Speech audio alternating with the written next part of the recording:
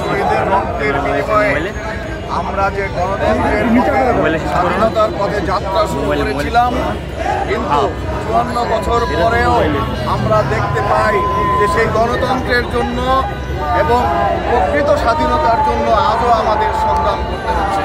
গত 15 বছর ফ্যাসিবাদী সরকারের বিরুদ্ধে আমরা গণতন্ত্র প্রতিষ্ঠার জন্য এবং প্রকৃত স্বাধীনতার সুফল জনগণকে পৌঁছে দেওয়ার জন্য আমরা আন্দোলন সংগ্রাম করেছি। আমি বলতে চাই, পৃথিবীতে অনেক ফ্যাসিবাদী দল তাদের ফ্যাসিবাদী আদর্শের কারণে, কর্মকাণ্ডের কারণে বিলুপ্ত হয়েছে।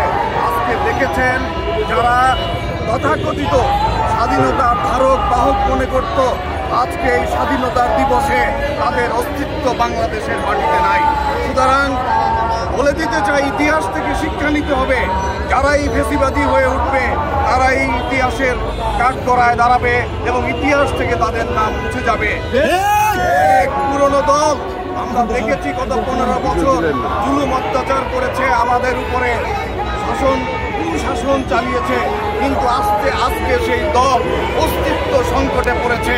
কিন্তু বাংলাদেশ জাতীয়তাবাদী দল আমাদের নেতা জনাব তারেক রহমানের নেতৃত্বে শান্তিপূর্ণ কর্মসূচির মধ্যে দিয়ে আমরা বিগত ফ্যাসিবাদী সরকারের পতন ঘটিয়েছি এবং জনগণকে সঙ্গে নিয়ে আমরা ছিলাম বলে আমরা দেশ ছেড়ে পালাতে হয় নাই।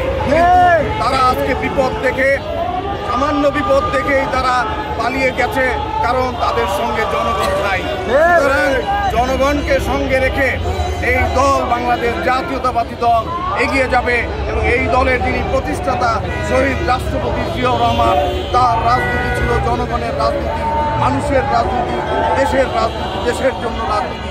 সেই রাজনীতিকে ধারণ করে আমাদের নেতা জনাব তারেক রহমান আমাদেরকে যেভাবে নির্দেশ দিয়ে এই দলকে ঐক্যবদ্ধ রেখেছেন, সুসংগঠিত রেখেছেন, আমরা সেই প্রত্যয় নিয়ে আমরা এগিয়ে যাব এবং বাংলাদেশ জাতীয়তাবাদী দল বাংলাদেশের মানুষের ভাগ্য উন্নয়নে অতীতেও কাজ করেছে, আগামী দিনেও মানুষের অধিকার প্রতিষ্ঠার সংগ্রামে এবং গণতন্ত্র পুনঃপ্রতিষ্ঠার সংগ্রামে বাংলাদেশ জাতীয়তাবাদী দল এখনো রাজপথে রয়েছে।